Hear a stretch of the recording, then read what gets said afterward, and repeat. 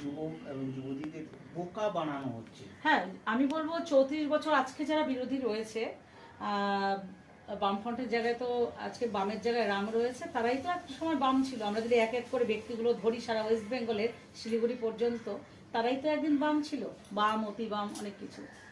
তারা 34 বছর তো রাজত্ব করেছিল। একটা ছেলে বা একটা মেয়ের জন্য কেন কিছু করেনি?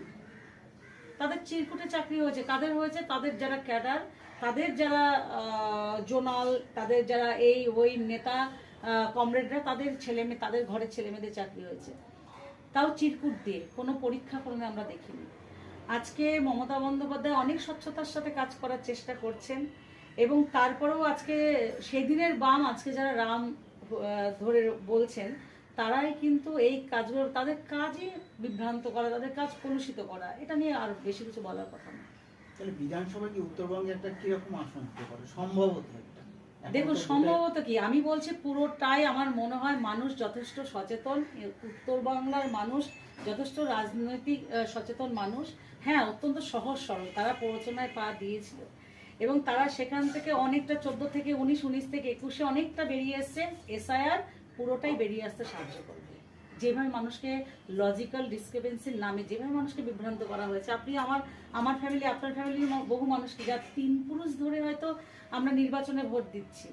আর সব থেকে বড় কথা আমি বলবো, যাদের ভোটে তোমরা আজকে প্রধানমন্ত্রী হয়েছো, স্বরাষ্ট্রমন্ত্রী হয়েছো, তাদের ভোটটাকে আজকে অবৈধ বলছে, তাদের মানুষ ভোটার, তাকে তোমরা অবৈধ বলছো। তাহলে আমরা যদি আজকে অবৈধ হই, তোমরাও অবৈধ, তাই না?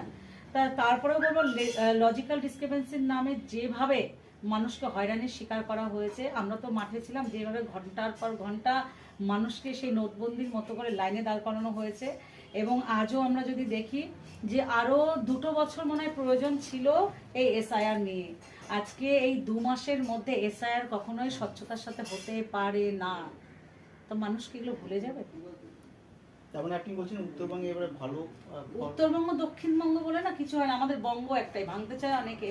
পুরোটাই এবার মমতা বন্দ্যোপাধ্যায় আরো বেশিভাবে সিট নিয়ে তার জয় জয়কার হবে। চতুর্থবারের সরকার আমরা কিন্তু এবার করতে চলেছি। আপনি বললেন যে এবারে ভালো আরো সিট আরো বেশি পাবে, একদমই তাই। শিলিগুড়ির বিধায়ক শঙ্কর ঘোষ বলছে এক পুলিশ অফিসারকে একটি ঘটনায় বলছে আর দুদিন পর না আমরা আসবো রাজ্য চালাতে। দেখুন, বিধায়কের মতো করে কথা বলেছেন। আমি তো বিধায়কের কথা বলার দায়িত্ব নিয়ে রাখিনি। উনি ওনার স্টাইলে কথা বলেছেন, উনি ওনার ব্যবহার মানুষের সামনে এনেছেন। এই বিষয়ে আমি কিছু, ওনার একেবারে ব্যক্তিগত বিষয়, যার যার কথা বলার স্টাইল, যার যার